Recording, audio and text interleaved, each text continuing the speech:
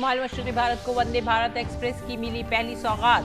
वजीर आजम ने गुवाहाटी जलपाईगुड़ी वंदे भारत एक्सप्रेस को दिखाई हरी झंडी। कहा, आज असम समेत पूरे नॉर्थ ईस्ट में रेल कनेक्टिविटी के लिए बहुत बड़ा दिन। शुमाल मशरक़ी रियासत को सियाहती शोबे और माशी तरक्की में मिलेगी मदद। रेलवे से जुड़े कुछ दीगर मंसूबों की भी हुई शुरुआत।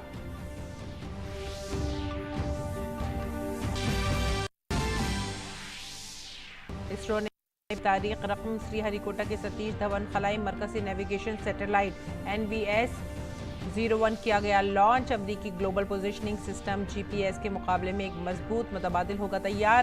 भारत और उसके आसपास तकरीबन 1500 मीटर के इलाके में मौजूद सूरत हाल और वक्त से मुतालिक फौरी खिदमात फराहम करेगा।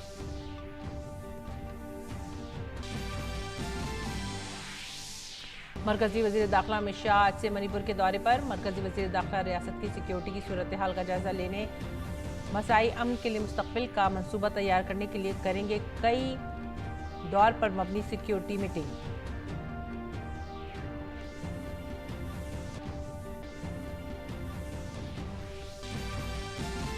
वजीर दिफा राजनाथ सिंह 3 रोजा दौरे पर नाइजीरिया के अबूजा पहुंचे। नाइजीरिया के नौमुंतखब सदर बोला अहमद तिनुबू की तकरीब हलफ बर्दारी में करेंगे शिरकत। दोनों ममालिक के दरमियान बढ़ते हुए दिफाई ताउन के पेश नजर वजीर दिफा का नाइजीरिया का दौरा इंतहाई अहमियत का है। हामिद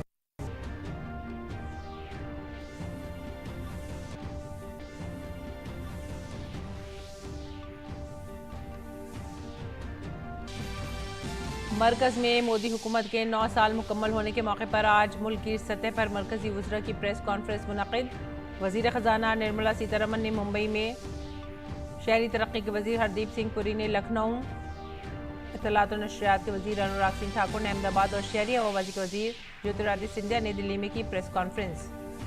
कंबोडिया के बादशाह नोरोदम सिहामुन आज से भारत के 3 रोज़ा दौरे पर। दोनों ममालिक के दरमियान तिजारत, सरमायाकारी और सकाफती ताल्लुकात समेत जामे स्ट्रैटेजिक शराकतदारी को बढ़ाने पर होगी बातचीत। IPL में आज रिजर्व डे पर होगा चैंपियन का फैसला। चेन्नई सुपर किंग्स और गुजरात टाइटंस के दरमियान कल मूसलाधार बारिश के बाइस मैच नहीं हो सका था।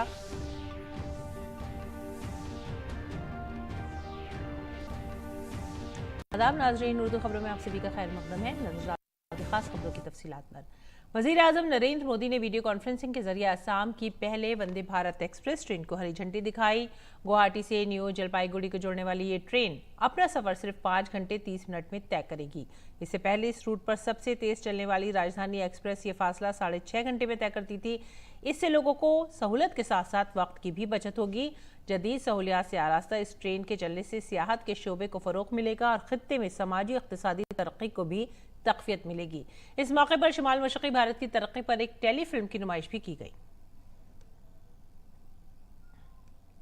युवा प्रतिभा भारत की अमूल्य धरोहर है। नॉर्थ ईस्ट के लोगों के सामर्थ्य और इस क्षेत्र के तेज विकास से देश की तरक्की को लगातार बल मिल रहा है।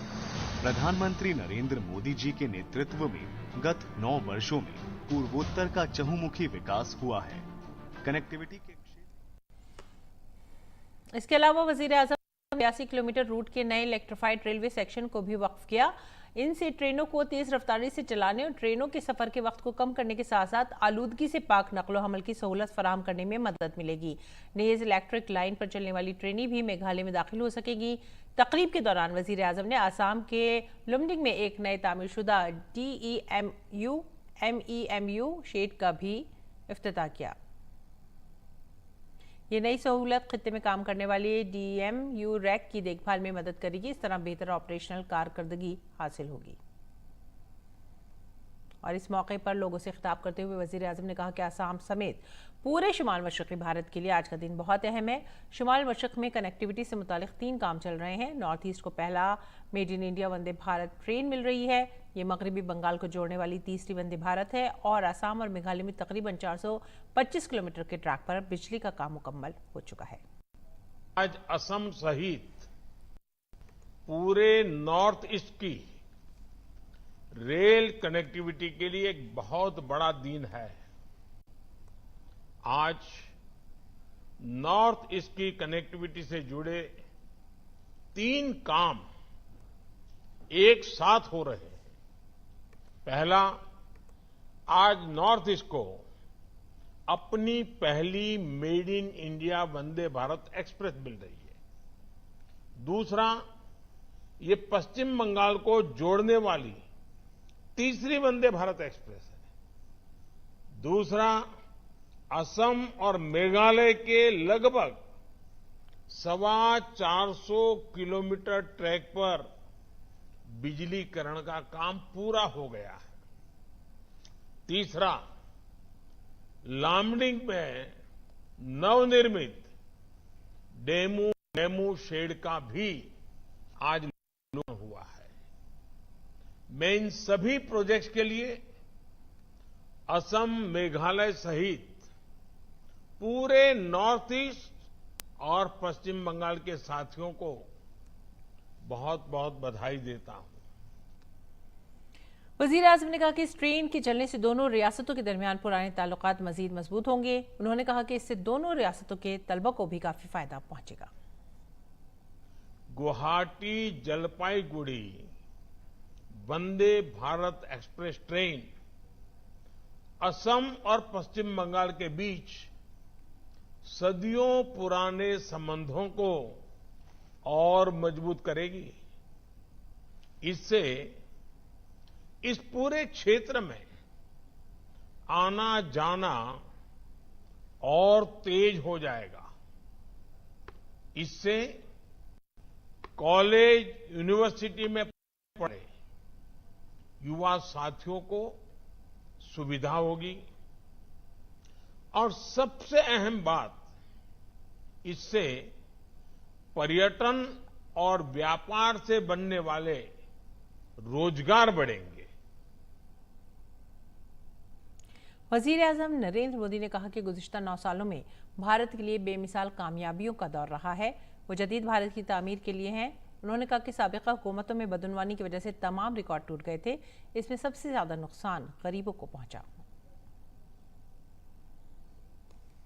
केंद्र में एनडीए की सरकार के 9 साल पूरे हुए हैं। बीते 9 साल भारत के लिए अभूतपूर्व उपलब्धियों के रहे हैं। नए भारत के निर्माण के रहे हैं। बीते 9 वर्षों की ऐसी अनेक उपलब्धियां हैं जिनके बारे में पहले कल्पना करना भी मुश्किल था। 2014 से पहले के दशक में इतिहास के घोटालों के हर रिकॉर्ड टूट गए थे। इन घोटालों ने सबसे ज्यादा नुकसान देश के गरीब का किया था, देश के ऐसे क्षेत्रों का किया था जो विकास में पीछे रह गए थे। वजीर आजम ने कहा कि मुल्क भर में बुनियादी ढांचे का काम तेज रफ्तारी से जारी है, जिसकी दुनिया भर में चर्चा हो रही है। उन्होंने कहा कि इंफ्रास्ट्रक्चर की तरक्की से रोजगार के लिए बेपनाह इम्कानात पैदा होते हैं।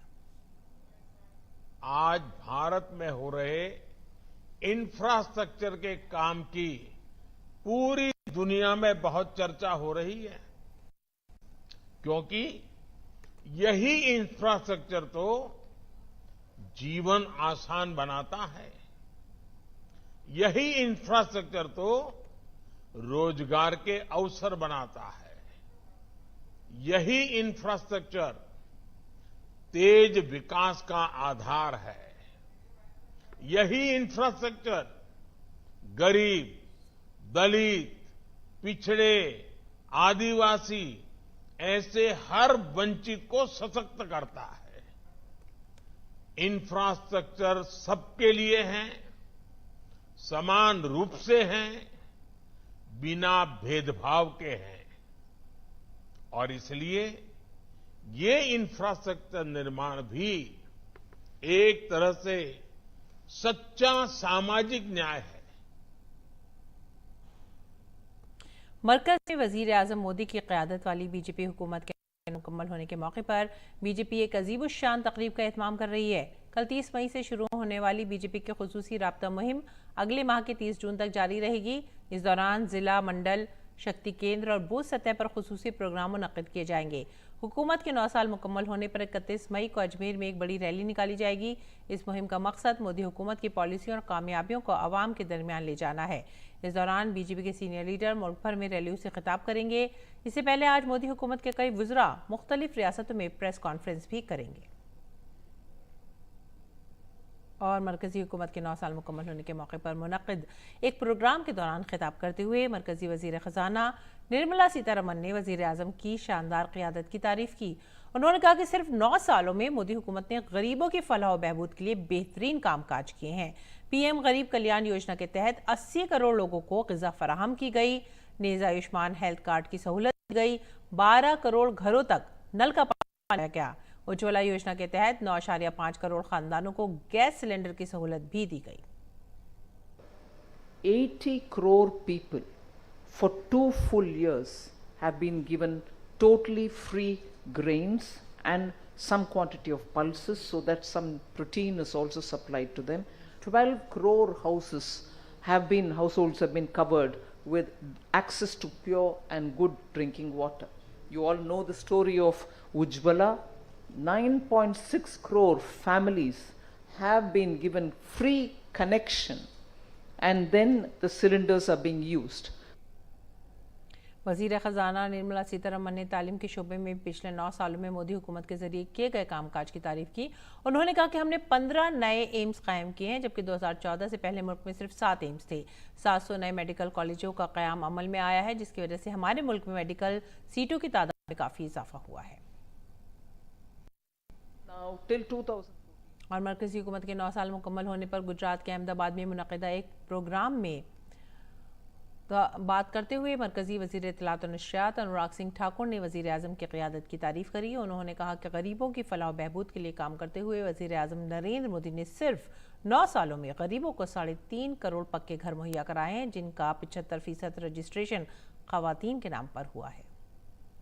कभी सोचा ना था कि पक्का मकान मिलेगा, कभी सोचा ना था शौचालय मिलेगा, कभी सोचा ना था कि रसोई गैस के चूल्हे पर खाना बनाने को मिलेगा, कभी सोचा ना था नल से जल मिलेगा, कभी सोचा ना था बैंक का खाता खुलेगा, कभी सोचा ना था 5 लाख का मुफ्त इलाज मिलेगा, कभी सोचा ना था कि धारा 370 हटेगी, कभी सोचा न था हवाई चप्पल को हवाई यात्रा करने को मिलेगी, और जो कभी सोचा न था कि भव्य राम मंदिर बनेगा, वो भी पूरा करके दिया है। ये तब हुआ जब देश ने नरेंद्र मोदी जी को पूर्ण बहुमत की सरकार देकर चुना है। दूसरी जानिब वैक्सीन के बारे में मुल्क की कामयाबी का तस्करा करते हुए उन्होंने कहा कि ये वज़ीर आज़म की शानदार क़ियादत और रहनुमाई का नतीजा है कि वबाई बहरान में भी मुल्क ने मजबूती से सामना किया। मोदी जी ने गरीबों को भूखमरी से भी बचाया और महामारी से भी बचाया। 2 वैक्सीन देश में बनाई भी, 220 करोड़ वैक्सीन मुफ्त में लगाई भी, 160 देशों को वैक्सीन पहुंचाई भी, आज दुनिया के साथ वैक्सीन मैत्री निभाई भी। और सुंदर पिचाई जी ने आकर कहा मुझसे जहां यहां पर कि भाई मोदी जी ने तो कमाल कर दिया, मैं तो सिलिकॉन वैली में बैठ के भी अपने सर्टिफिकेट की कॉपी जेब में लेकर चलता हूं, हार्ड कॉपी। मोदी जी ने तो कोविन ऐप पर डिजिटल कॉपी दे दी, जो दुनिया के बड़े बड़े देश नहीं कर पाए। कश्मीरी अलहदगी पसंद लीडर यासीन मलिक की उम्र कैद की सज़ा को फांसी में तब्दील करने के लिए NIA की अपील पर आज दिल्ली हाई कोर्ट में समाअत हुई। दिल्ली हाई कोर्ट ने इस मामले पर यासीन मलिक को नोटिस जारी किया है। हाई कोर्ट ने यासीन के प्रोडक्शन वारंट को जारी करते हुए 9 अगस्त को होने वाली अगली समाअत में पेशी को यकीनी बनाने के लिए कहा है। इससे पहले समाअत के दौरान सॉलिसिटर जनरल तुषार मेहता ने NIA की तरफ से पेश होते हुए कहा कि ट्रायल कोर्ट ने यासीन मलिक के केस को रेयरेस्ट ऑफ द रेयर समझते हुए सजाए मौत ना देने में गलती की थी। तुषार मेहता ने कहा कि मलिक फ़िज़ाइया के 4 एहलकारों के कत्ल में भी मुलविस था। यासीन के साथियों ने उस वक्त के मरकजी वज़ीर दाखिला मुफ्ती मोहम्मद सईद की बेटी रूबिया सईद को अगवा किया था। उसके बाद उनके अगवाकारों को रिहा किया गया था, जिन्होंने बाद में मुंबई बम धमाके किए थे। अहम बात यह भी है मामले में गुज़िश्ता साल मुंबई में NIA की खुसूसी अदालत ने यासीन को UAPA एक्ट के तहत कसूरवार पाया और उम्र कैद की सजा सुनाई थी। मणिपुर में तशद्दुद के दरमियान मरकजी वजीर दाखिला अमित शाह का 3 रोज़ा दौरा आज से शुरू हो रहा है। वजीर दाखिला अमित शाह आज से 1 जून तक मणिपुर के दौरे पर रहेंगे। इस दौरान वो रियासत की सूरत हाल पर अहम मीटिंग करेंगे। माजी में होने वाले तशद्दुद के बाद से मणिपुर में हालात काफ़ी कशीदा हैं। रियासत के कई हिस्सों में रूनुमा होने वाले तशद्दुद में अब तक 40 इंतहा पसंद मारे जा चुके हैं। वजीर दाखिला अमित शाह आज शाम मणिपुर की राजधानी इम्फाल पहुंचेंगे। इस दौरान वजीर दाखिला रियासत की सूरत हाल का जायजा लेने और हालात को मामूल पर लाने के लिए सिक्योरिटी मीटिंगों के कई दौर भी मुनक्किद करेंगे। वजीर दिफा राजनाथ सिंह आज अबुजा में नाइजीरिया के नौमुंतखब सदर बोला अहमद तिनुबू की हलफबरदारी की तकरीब में शिरकत करेंगे। वो नाइजीरिया के 3 रोज़ा दौरे पर हैं। उनके दौरे से भारत और नाइजीरिया के बाहिमी ताल्लुकात मजीद मजबूत होंगे। ये किसी भारतीय वजीर दिफा का नाइजीरिया का पहला है। भारत और नाइजीरिया के दरमियान बढ़ते हुए दिफाई ताउन को मद्देनजर रखते हुए उनके साथ वजारती दिफा के सीनियर उहदेदारान और अहम दिफाई PSU की आला क़यादत भी है। राजनाथ सिंह नाइजीरिया की सेनेट और मुसल्लह अफवाज के नुमाइंदों के साथ मीटिंग करेंगे। राजनाथ सिंह बैरून मुल्क मुक़ीम भारतीय बिरादरी से भी खिताब करेंगे। अबुजा में भारतीय कम्युनिटी के तकरीबन 50,000 अफराद रहते हैं। और इसरो ने आज खलाई दुनिया में एक और नया बाब रकम कर लिया है। साइंसदानों ने नेविगेशन सैटेलाइट NVS-01 को सतीश धवन खलाई मरकज से लॉन्च किया और ये पूरा मिशन कामयाबी से मुकम्मल हुआ। तकरीबन 2232 किलोग्राम वजनी NSV-01 सर्वेलेंस सैटेलाइट को नस्ब करने के लिए जियो स्टेशनरी सैटेलाइट लॉन्च व्हीकल को डिज़ाइन किया गया है। ये दूसरी नस्ल के लिए पहली सैटेलाइट है जिसका तसव्वुर भारतीय खलाई सिलसिले की निगरानी के लिए किया गया है। नई तकनीक NVS सीरीज़ की नेविगेटर सैटेलाइट को मुसलसल और ज़्यादा दुरुस्त निगरानी फराहम करने के लिए काबिल बनाएगी। आज अक़वाम मुत्तहिदा की अमन फ़ौज की 75वीं सालगिरह है। Army chief general Manoj Pandey ने आज अक़वाम मुत्तहिदा के यौम अमन के मौके पर तनाज़ात वाले इलाकों में शहीद हुए भारतीय फ़ौजियों को एजाज़ दिया। काबिल ज़िक्र है कि कॉन्गो से लाइबेरिया से लेकर जनूबी सूडान तक भारत ने अक़वाम मुत्तहिदा के 51 से ज़्यादा अमन मिशनों में अमन दस्तों के तौर पर 3 लाख से ज़्यादा फ़ौजियों को तैनात किया है। वज़ीर ख़ारजा डॉक्टर एस जयशंकर ने ट्वीट किया कि अक़वाम मुत्तहिदा के अमन फ़ौजियों के आलमी दिन पर दुनिया भर में अक़वाम मुत्तहिदा के अमन फ़ौजियों की हिम्मत, लगन और अज़्म को सलाम। अमन सलामती को बरकरार रखने में उनके किरदार की सताइश करता हूँ और उनकी कुर्बानियों को सलाम पेश करता हूँ। और मुल्क की राजधानी दिल्ली में कत्ल की एक सनसनीखेज़ वारदात हुई है। दिल्ली के शाहबाद डेरी इलाके में एक नौजवान ने एक नाबालिग लड़की को चाकू से गोदने के बाद पत्थर से कुचलकर मौत के घाट उतार दिया। पुलिस ने मुलजिम नौजवान साहिल को बुलंदशहर से गिरफ्तार किया है। इत्तला के मुताबिक मुलजिम साहिल और लड़की के दरमियान नोकझोंक हुई थी। उसके मुलजिम साहिल ने लड़की को गली में रोका और चंद सेकंड के बाद साहिल ने लड़की पर चाकू से हमला करना शुरू कर दिया। मुलजिम ने चाकू से फौरी हमले के बाद लड़की को बड़े से पत्थर से मारकर बेदर्दी से कत्ल कर दिया। मुलजिम साहिल फ्रिज और AC की मरम्मत का काम करता है। और आगे बढ़ेंगे अगली खबर की तरफ। मध्य प्रदेश के भिंड जिले के झकमौली इलाके में फ़िज़ाइया के एक अपाचे जंगी हेलीकॉप्टर ने इमरजेंसी लैंडिंग की है। भारतीय फ़िज़ाइया के एहलकार के मुताबिक हेलीकॉप्टर को किसी तकनीकी खराबी के बायस मैदान में उतारा गया है। हेलीकॉप्टर के पायलट और जवान पूरी तरह से महफूज हैं। जैसे ही हेलीकॉप्टर मैदान में उतरा, आसपास के लोग जमा हो गए। ताहम ये मालूम नहीं हो सका कि इसमें किस किस्म की तकनीकी खराबी आई है। बात करेंगे मौसम की। गुज़िश्ता चंद रोज़ से मुल्क भर में मौसम अपने मुख्तलिफ रंग दिखा रहा है। गर्मियों के महीनों में भी कई इलाकों में तेज़ हवाओं के साथ वक्फे से बारिश हो रही है। महकमा मौसमियात की पेशनगोई के मुताबिक कुछ घंटों बाद देर रात दिल्ली के कई इलाकों में मूसलाधार बारिश से मौसम खुशगवार हो गया।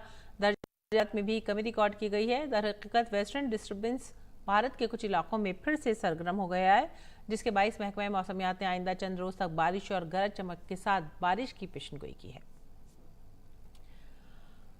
गैर मुल्की खबरों में तुर्की में रजब तैयब अर्दोगान को दोबारा सदर मुंतखब कर लिया गया है। इतवार को हुए इंतखाबात के दूसरे मरहले में उन्होंने अपने हरीफ कमाल ओगलू को तकरीबन 4% वोटों के फ़र्क से शिकस्त दी। मुल्की इलेक्शन बोर्ड की जानिब से ऑनलाइन फराहम करदा मालूमात के मुताबिक अर्दोगान को 52.1% वोट मिले, जबकि 99% बैलेट बॉक्सों की गिनती के बाद कमाल ओगलू को 47.9% वोट मिले। सदर मुंतखब होने के लिए उम्मीदवार को 50% से ज़्यादा वोट हासिल करना ज़रूरी है। कमाल 6 जमातों के मुश्तरका उम्मीदवार थे। वोटों की गिनती के बाद अर्दोगान ने इस्तांबुल में अपने घर के बाहर हामियों का इस्तकबाल किया और फतह का ऐलान किया। उन्होंने कहा कि मैं मुल्क के तमाम शहरियों का शुक्रिया अदा करता हूँ जिन्होंने मुझे अगले 5 सालों के लिए दोबारा से हुकूमत की कमान सौंपी है। सरकारी तौर पर ऐलान होने से पहले इस्तांबुल में एर्दोगान के हामियों ने जश्न मनाना शुरू कर दिया। उन्होंने तुर्की हुक्मरान जमात का परचम लहराया और गाड़ी के हॉर्न बजाकर खुशी का इजहार किया।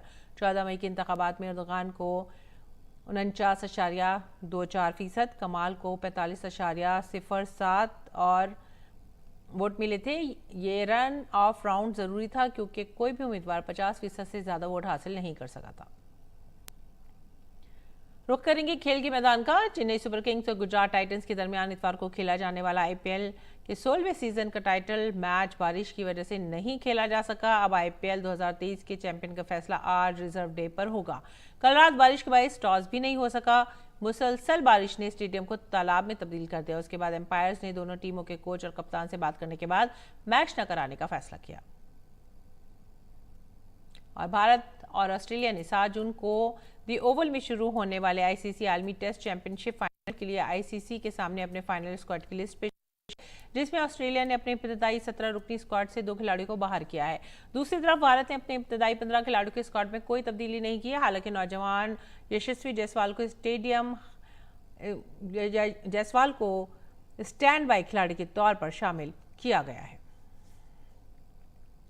इसी के साथ ही आप हमारी पूरी टीम को दीजिए इजाजत। आदाब।